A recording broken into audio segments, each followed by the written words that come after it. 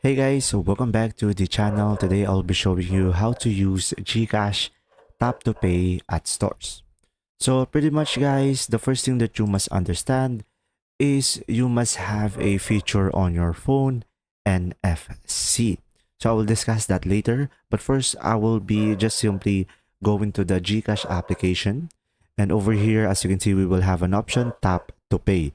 So go ahead and tap on tap to pay, and pretty much we should just simply tap on enable over here, and now we should be able to have this one turned on. So this is a setting on my phone which I should be able to utilize the NFC and payment to make sure to have this turned on into your phone.